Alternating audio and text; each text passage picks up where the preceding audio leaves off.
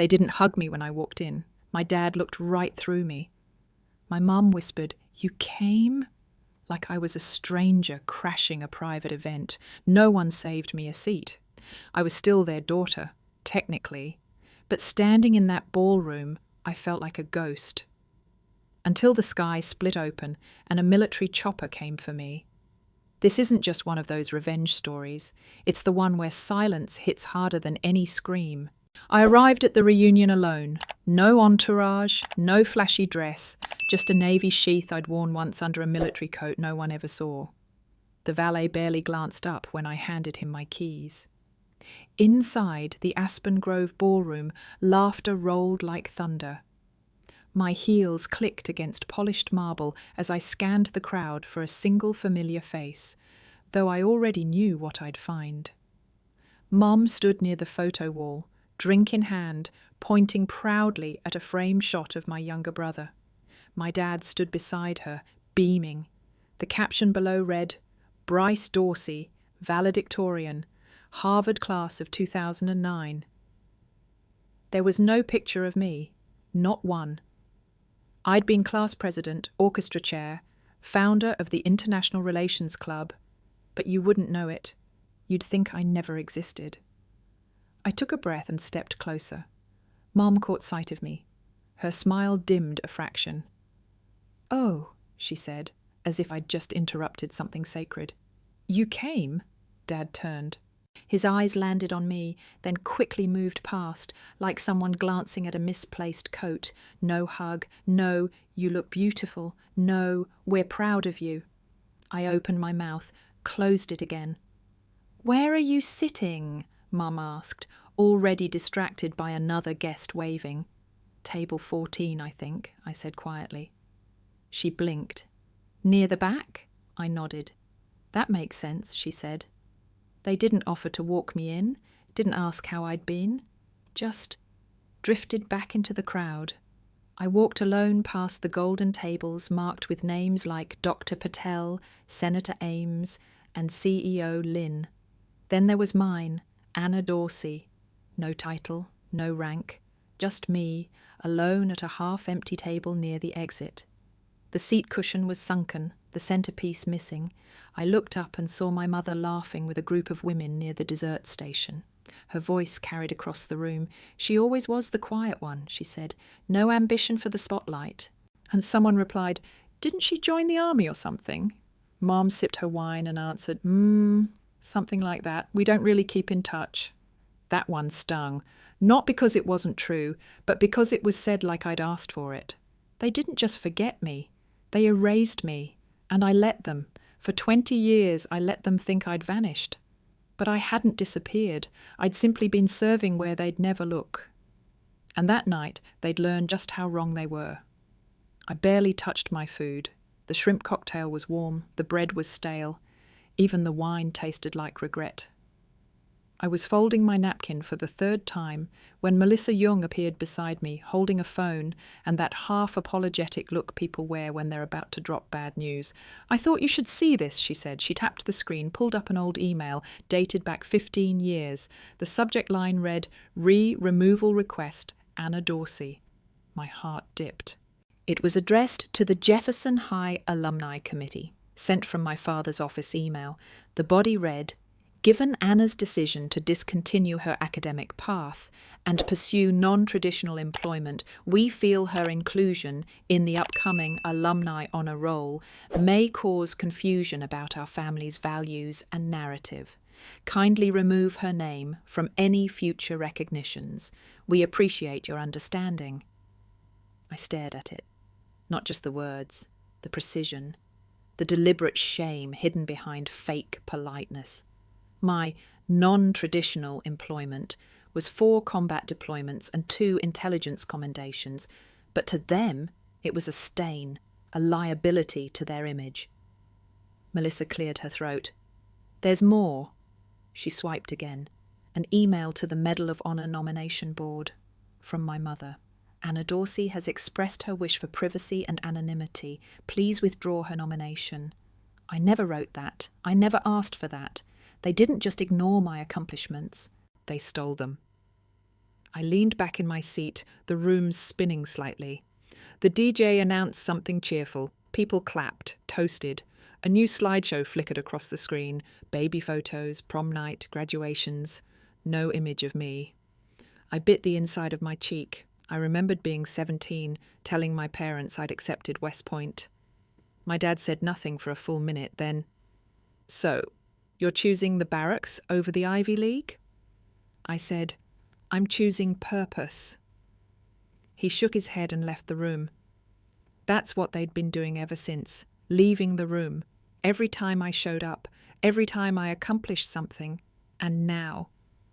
This? I looked at Melissa. She didn't say a word. She didn't need to. I know some of you reading this are probably sitting there, fists clenched, thinking, they did what? Yeah, same. It's strange how betrayal doesn't always scream. Sometimes it just signs an email and hits send. I wasn't angry yet. That would come later. Right now, all I felt was that numb kind of ache. The one that whispers, "You were never really theirs." And for the first time in years, I started believing it. Dinner had barely started when the first toast came. The MC, an old theatre kid turned real estate guy with a mic, raised his glass and said, "Here's to the brightest stars of 2003. Some of us went corporate, some went creative. And hey, did anyone here become a general?" Laughter. Light, playful, just enough to sting if it hit the wrong spot. My father leaned back in his chair near the front. Without even glancing toward me, he quipped loud enough to carry, "If my daughter's a general, then I'm a ballerina." People chuckled. Someone from the table added, "Didn't she join the military for a semester or something? Or was it a summer program?" My mother sipped her wine and said with that familiar icy tone, "She's always had a flair for dramatics, probably still on some base peeling potatoes." That one landed. The table howled. Even the DJ cracked a smile. And I sat there, table 14 by the exit, facing a room of people who once passed me notes in biology and borrowed my debate outlines. No one turned to correct them. No one said, "Actually, she led missions you'll never read about." No one stood. Even Melissa didn't know what to do. She looked over at me from 2 tables away, but couldn't meet my eyes for long. The laughter rolled on, and I sat still and small. It wasn't just that they laughed at me, it was the ease, the comfort with which they erased my story like it had no edges. I kept my face still, my hands in my lap, my mouth closed, because that's what I was trained to do, stay steady under pressure. Even when the bomb wasn't a missile, but a joke from your own father. The slideshow started next, photos from prom, homecoming, college move-ins. Kung hin hienlin an kubrais, trai toi, mac le phúc tốt nghiệp, đứng với bố mẹ ở Harvard Yard. Rồi hình mẹ tôi ôm chầm một đứa bé bên bàn vinh danh. Rồi anh của họ đi dự đám cưới đồng nghiệp, cười rạng rỡ. No Anna. No photos, no record, like I'd never existed. And when my name did appear on a group photo from Model UN, someone behind me muttered, "Didn't she drop out right after that?" I stared at the screen. My face was barely visible, back row, slightly blurred. I remember that day. I gave the final speech. But they zoomed on Bryce in the corner wearing a blazer 2 sizes too big. He hadn't even spoken. That was the moment it sank in. I'd been written out, not just forgotten, not misplaced, rewritten. My parents had done it with such care, such consistency, like scrubbing a stain from the family name. And the worst part? It worked. No one in that room knew who I was anymore. And worse, none of them cared to ask. The night air hit different once I stepped out onto the balcony. Inside, they were cutting the reunion cake. My mother had a champagne flute in hand, my father was mid-laugh, and my brother was surrounded by a circle of Ivy League smiles. From out here, it all looked like a movie I'd been edited out of. I didn't cry. I was past crying. Somewhere over the years, I'd traded tears for stillness.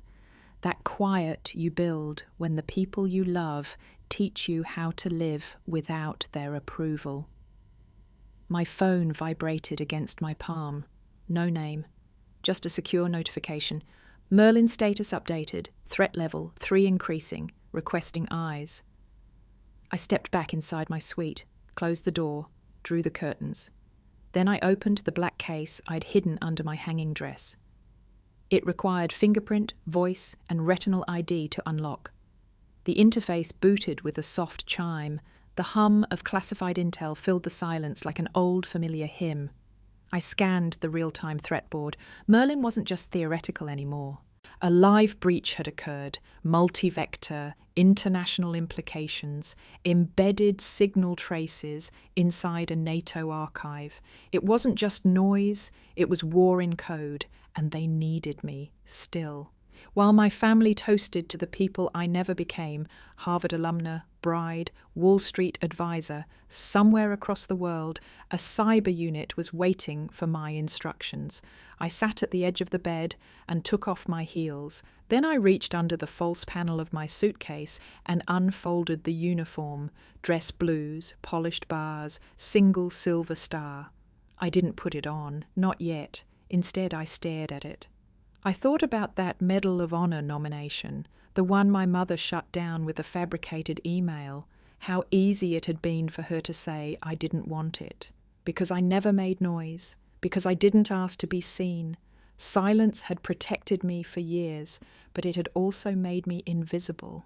And tonight, after watching them laugh, erase me, rewrite the narrative in real time, silence no longer felt like a shield, it felt like consent. I stood up, walked back to the window. The ballroom below glittered through the glass. Everyone was so sure of their roles, so confident in the story they'd built without me. But the truth? I'd been running operations larger than anyone in that room could imagine. And I was still the fulcrum, the pivot no one saw coming. My phone pinged again, encrypted voice message, Colonel Ellison's voice, low and sharp. "Ma'am, requesting extraction window. Merlin escalation confirmed. Pentagon needs your presence in DC by 0600. I didn't hesitate. "Confirmed," I replied. The world still called for me, even if my family never would.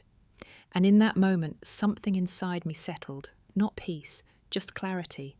They didn't need to know who I was, but they were about to find out.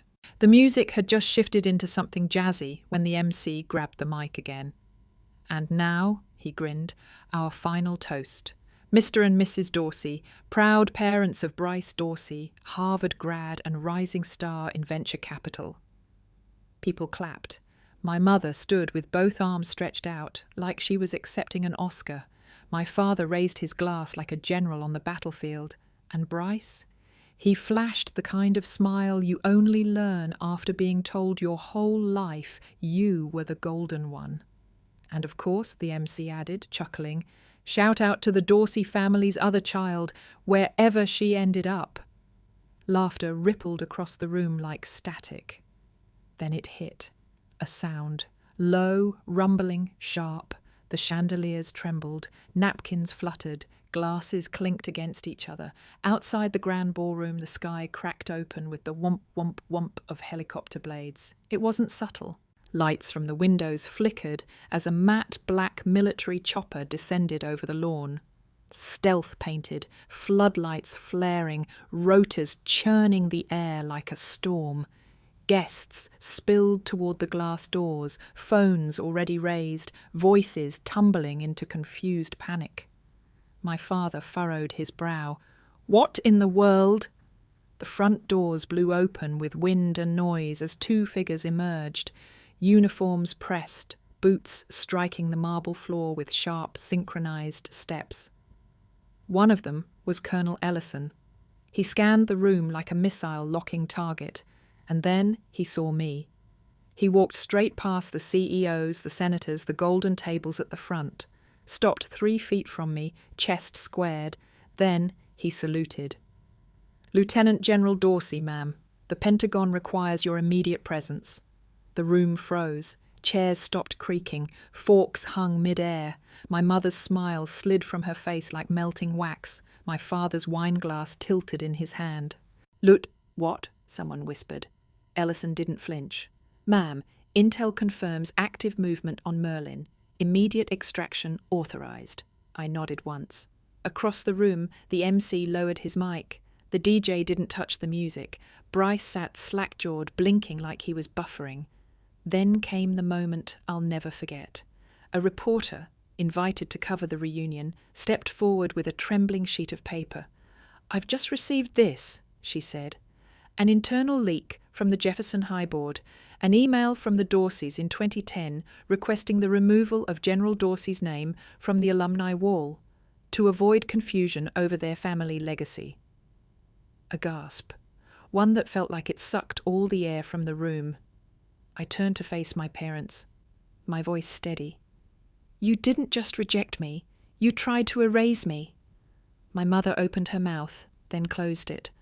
My father stepped forward. "Anna, No, you don't get to speak now."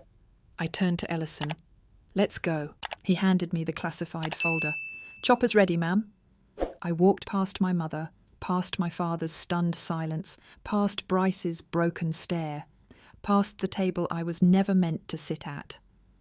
As I stepped into the cool night air, wind whipping my hair, I could hear the whispers building behind me.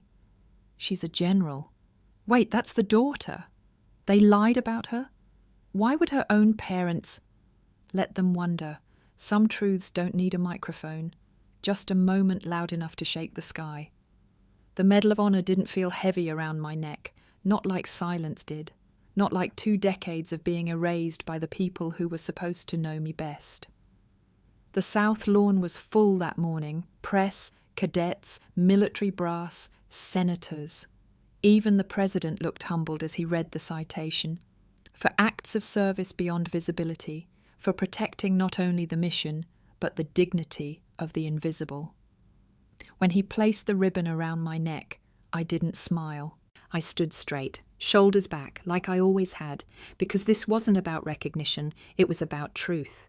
Somewhere in the 3rd row, my mother sat with perfect posture, pearl earrings glinting in the sun. My father stared straight ahead. I didn't look their way. They didn't cry. They didn't clap. But Melissa did. And so did Colonel Ellison, standing just behind the cameras, his chin lifted with pride. Later that day, I visited the new wall at Jefferson High, the Hall of Legacy. My name had been restored, not in gold, not in marble, just a clean bronze plaque with simple words, "Anna Dorsey, led in silence, served without needing to be seen." A few cadets gathered nearby, whispering. One of them approached, young, freckles, about the age I was when I left for West Point. "Ma'am," she said, voice shaking, "you're the reason I enlisted." I nodded once. That was enough. I don't know if my parents stayed to see the plaque. I don't need to know. That's the thing about being abandoned. Once you stop trying to be welcomed back, you get to choose what you carry forward and what you finally lay down. If you've ever felt erased by your own family, by people who were supposed to love you, drop a 1 in the comments. If you made it out stronger, even in silence, drop a 2. Not for the algorithm, not for attention, just so others like us know we're not alone, not anymore.